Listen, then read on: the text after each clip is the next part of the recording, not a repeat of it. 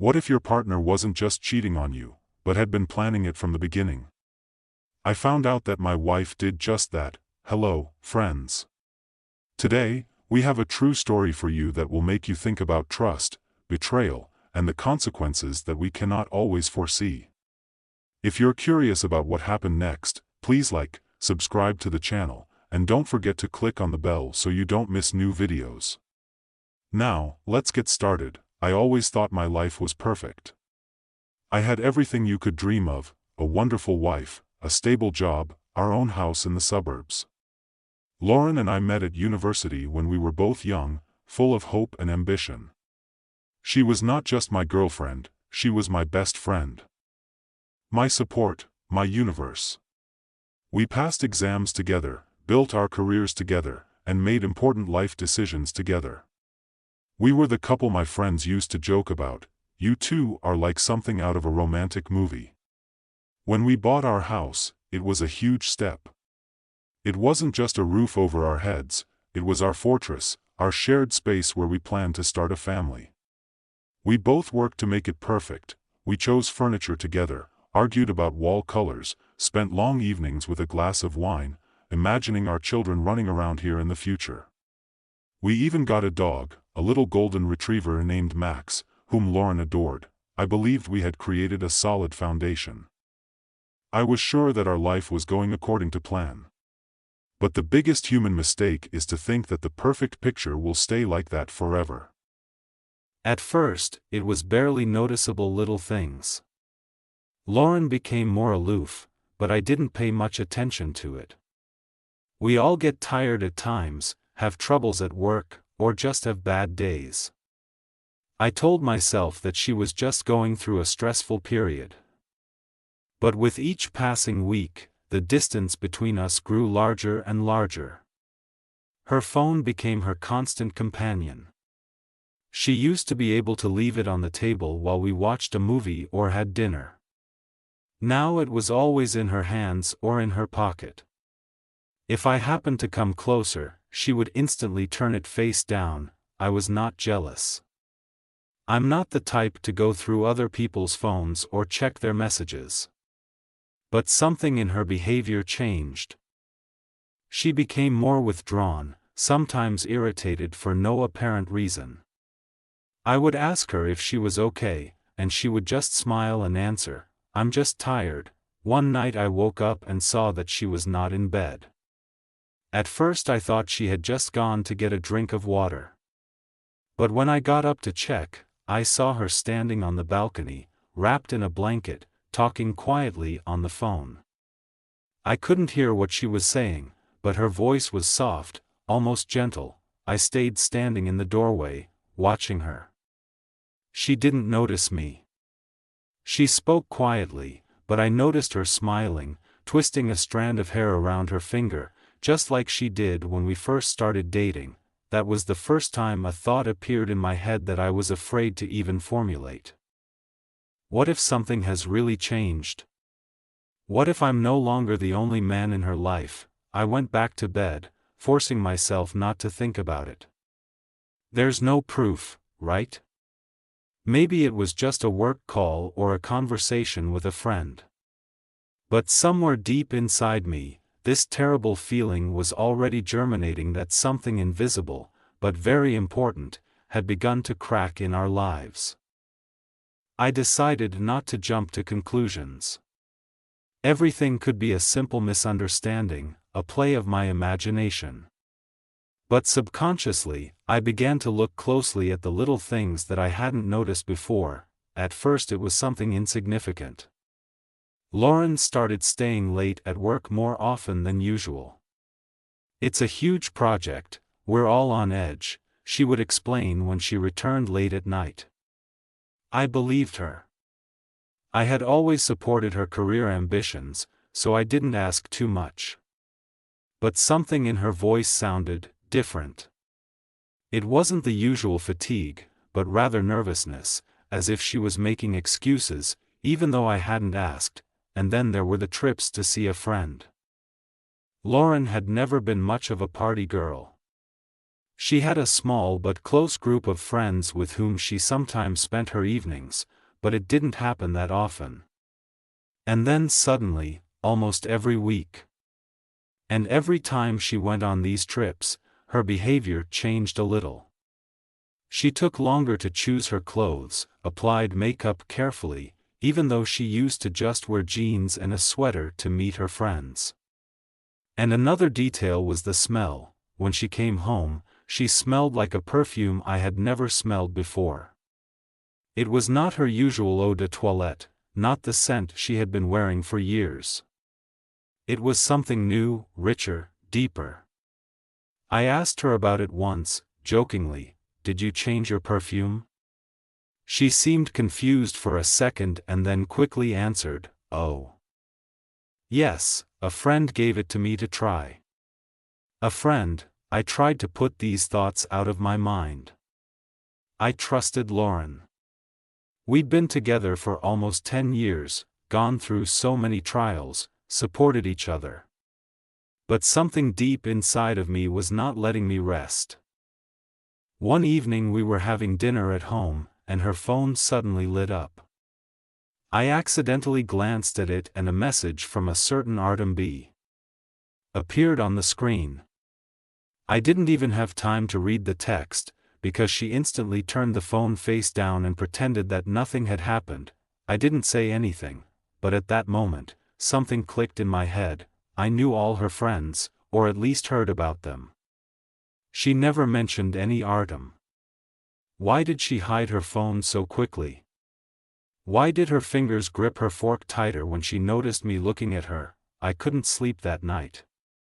Lauren was lying next to me, breathing evenly, as if nothing had happened.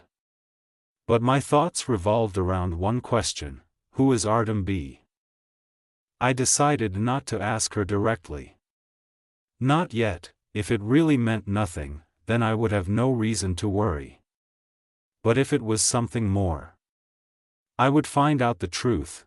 For the next few weeks, I lived in a strange state. On the one hand, I tried to convince myself that everything was normal, that I was just imagining things. But on the other hand, every little detail that I hadn't noticed before was now cutting to the core. Lauren was taking her phone with her more and more often, even to the bathroom. Whereas before she could safely leave it on the kitchen table or in the living room, now it was always with her. Every time it vibrated, she would quickly grab it and then either answer it briefly or simply block the screen. One evening was a turning point for me. We were sitting on the couch, watching a TV show, and her phone lit up again. This time I managed to see the message. It was from Artem B. "It's ready." What's ready? I felt my insides go cold. I turned my head to Lauren. She noticed my gaze and quickly turned off the screen. "Who's Artem?" I asked calmly, trying not to show the storm inside me. She smiled, but there was something like panic in her eyes. "Oh, just a colleague. We're working on the same project." "Why is he texting you at night? We're all under deadline pressure right now." She shrugged. "Sometimes you have to answer." I didn't ask her anything else. But I already knew she was lying. Later that night, Lauren fell asleep, and I stayed up, staring at the ceiling. My mind was racing. I had the opportunity to find out the truth. And I had no intention of losing it. The next day I got my chance. Lauren was in the shower, and her laptop was open on the kitchen table. I knew her password. It was our wedding date. Paradoxical, isn't it? I hesitated. I had never checked her phone or laptop before. We trusted each other. But this situation was different. The screen lit up, and I saw her open correspondence. Black on white, Artem B. I opened the chat and started scrolling. Each new message hit me like a hammer. Doesn't he suspect anything? Everything is under control. A little more and it will be ready. Are you sure he won't find out? I know him. He trusts me. I read those words over and over again, not believing my eyes. They were talking about me. This is not just a novel, this is a conspiracy. I felt a wave of anger and despair wash over me. What are they up to? Why is she doing this? I heard the sound of the water turning off in the bathroom. Lauren would be out in a minute. I quickly closed my laptop and returned to my desk, pretending nothing had happened. My heart was pounding.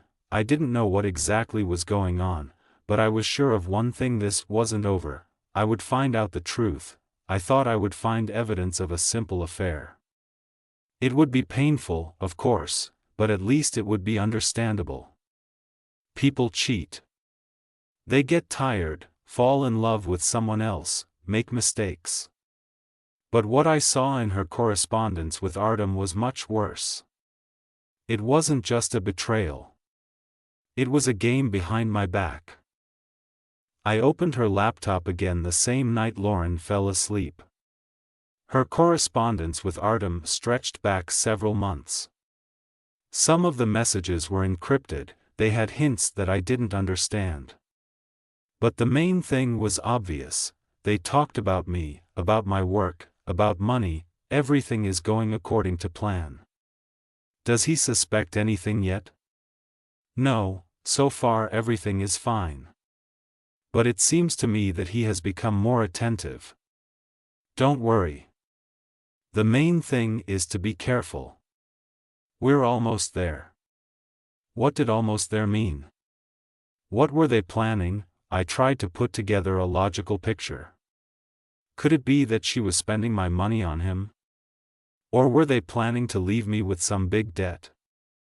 A thought flashed through my mind: what if she wanted to take my business away from me? Lauren knew everything about my financial affairs. She helped me with documents and had access to my bank accounts. I trusted her like I trusted myself. Now that trust was crumbling before my eyes. I opened their voice messages. It was risky, the sound could wake her up.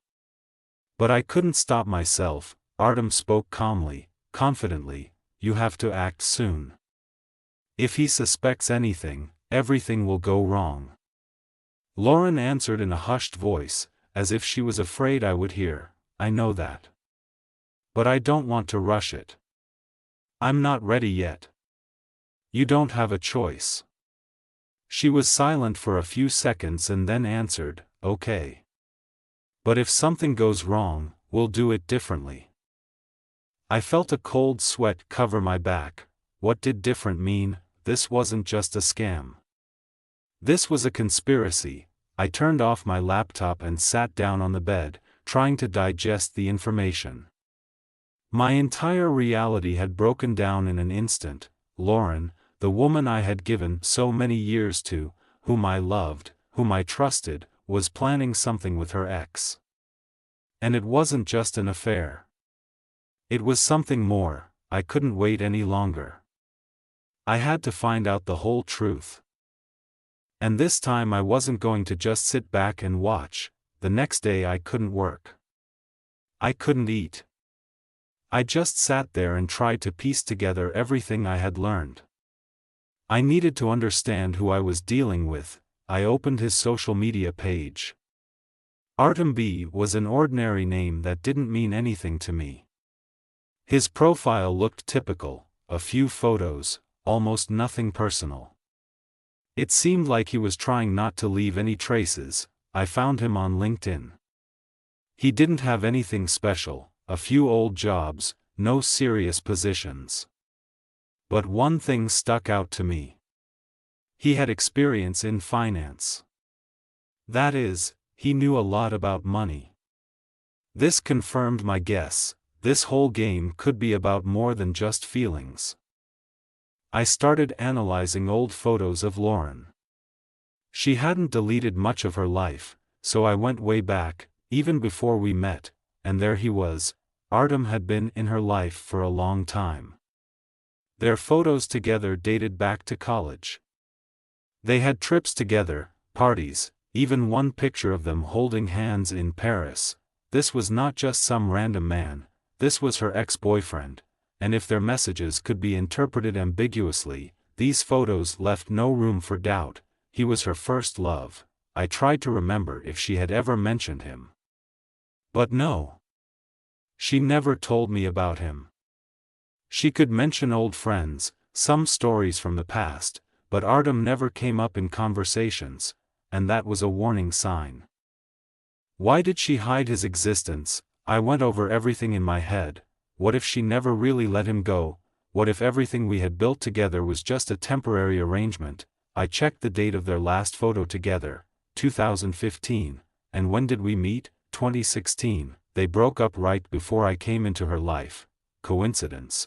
I didn't believe in coincidences anymore. I went back to her correspondence. Now everything looked more logical. They hadn't met recently, they had just renewed something that had never disappeared. And the worst part, I was only an episode in this story. I had to find out more. The next step was not just to read her messages. I had to see everything with my own eyes. I couldn't just wait any longer. I needed to know the whole truth, and I decided it was time to act. Until now, I had only analyzed the details, but now I needed real proof. I started with her car. At night, while she was sleeping, I went out to the garage and installed a GPS tracker. It was a small thing that could be easily hidden. It allowed me to track her every move. The next day I took another step. I installed a hidden camera in the apartment. A small, almost invisible one. I didn't know if I would be able to find anything. But I realized that time was against me, and here are the first results. She said she was going to her friend's house. I opened the GPS app. Her car didn't go to the neighborhood I knew. She stopped at a hotel on the other side of town. I felt a wave of anger, but I held back. I didn't want to act emotionally. Instead, I kept the information to myself and decided to move on. The next night, I turned on the hidden camera and left it at home while I went for a run. When I returned, I immediately checked the recording, and guess what?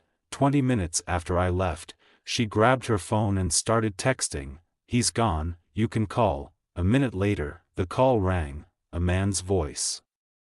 Artem. She spoke to him in a way she had never spoken to me.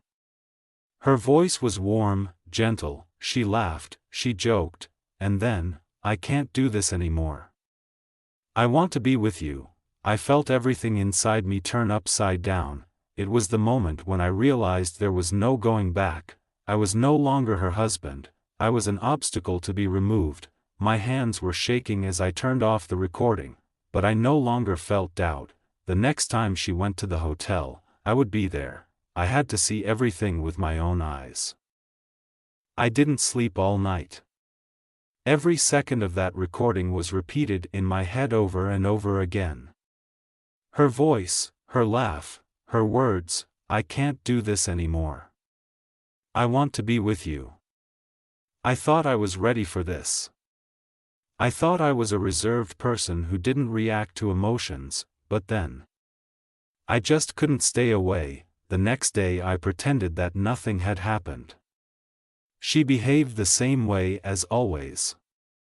She smiled, made coffee, hugged me goodbye before going to work. I knew where she was really going. I opened the app and started tracking her car, a hotel. The same place as last time. This time I wasn't going to just watch it through the screen. I wanted to see it with my own eyes. I took my jacket and keys and followed her. The road took forever. I didn't drive fast. I didn't want to attract attention. When I got to the hotel, her car was already there. She parked on the side, away from the main entrance. I went inside. "Welcome to Paris. Do you have a reservation?" "Yes," I answered and gave her a fake name. I asked for a room on the same floor as her. I paid in cash. I didn't want to leave any traces. When I got to the room, I couldn't bring myself to sit down or even catch my breath. My hands were in fists, my heart was beating like crazy. Her room door was right in front of me. I waited. Half an hour passed. An hour, and then, the door opened. I felt my throat go dry. First she appeared, then he, Artem. They were walking together, laughing, their hands almost touching. She looked carefree, happy. Like a person who had just spent a perfect day with her lover, only this lover was not her husband. I left my room and took a few steps toward her. She stopped, her eyes widened. Artem stopped too, looked at me, and then at her. He immediately realized who I was. Her first words, "It's not what you think," I laughed, "Not what I think?" "Then explain it to me," she stammered, looked back at Artem, as if looking for support. He remained silent. I took a step forward, looking directly into her eyes. For how long? She did not answer. I knew I had already heard the truth, and I knew that nothing would be the same from now on. I stood in front of her, looking directly into her eyes, but instead of feeling the anger or despair I should have felt, I was filled with cold confidence. She did not answer. Her eyes darted between me and Artem. She was clearly looking for the right words, a way to justify herself. It's not what it looks like," she repeated, her voice trembling, but not from fear. It was panic. I could see her brain trying to find a way out, considering whether she should continue to lie or tell at least some of the truth. I didn't give her that chance, from the very beginning. I asked, and she flinched. She sighed, looked away, and then looked back at me. "You were the best option." I didn't even blink. The best option for what? She pressed her lips together in frustration. "For a life. For stability. You're a good man, you had everything you needed for a normal life." I nodded, slowly realizing what she was saying. "But you always loved him more," I said, nodding toward Artem. He was silent, but I realized by the expression on his face that he was waiting for an answer, too. She didn't object, she just shrugged her shoulders. This gesture hit me harder than any words. She was not sorry. She just didn't expect to be exposed. I didn't feel angry anymore, only relief. "Thank you," I said, and she stopped in surprise. "For what?" I smiled. "For showing me the truth." She was confused, but I was not waiting for an explanation. I turned around and left, and for the first time in a long time, I felt that I was finally free. When I left the hotel, I did not feel anger or pain. I only felt an incredible lightness that I hadn't felt in a long time. My heart no longer beat with frustration or excitement. All these months of trying to understand why she had changed so much, why all these betrayals and misunderstandings had occurred, now became clear. I had no regrets about what had happened. On the contrary, I felt as if I had finally woken up from some kind of heavy dream, and a new reality had opened up before me. She still tried to say something, to call me, to justify herself, but I was no longer listening. All her words did not matter, because I finally realized that my life is not something that someone else can control. My happiness is my responsibility. The next morning I filed for divorce. Not because it was easy, but because it was necessary. I felt that I was not the man I was in her eyes. And certainly not the man I wanted to be. I needed to move on, and I felt it was the right decision. I froze our joint accounts, blocked her on all platforms. I wasn't looking for revenge. I just didn't want to be a part of this game anymore. A few weeks later, she wrote, "I am so sorry. I made a mistake. Can we fix it? I want to take it all back." I didn't answer. And it was the right thing to do. Time passed, and I slowly began to rebuild my life. I found myself again. I began to devote more time to work, my friends, and self-development. I remembered that I really love painting, and I had forgotten about it because of my bad relationships. I started doing sports, and most importantly, I became a person I hadn't seen in a long time. A person who doesn't need confirmation from anyone to feel whole, but the best part of this process was that I realized one simple truth: I was no longer dependent on her. I wasn't looking for forgiveness or answers. I wasn't waiting for her to come back. A year later, I found out that the same Artem had dumped her the same way she had once dumped him. She was left alone. And although I might have been happy about it, I felt only peace. The peace that I had made the right choice, that I had left this game painlessly for myself. I was neither a victim nor a winner. I was just being myself, and that, in the end, is the best victory. What would you do in my shoes? Would you find the strength to move on, or would you stay in a toxic relationship even if you knew the truth? Thank you for sharing this moment with me and taking the time to listen to my story. If you enjoyed the video, don't forget to like and subscribe. Maybe some of you are going through something similar. And this video might be the signal you need to take an important step. Leave comments, I will definitely read them and answer them, and most importantly, remember that you always have the right to be happy and shouldn't put up with anything that hurts you.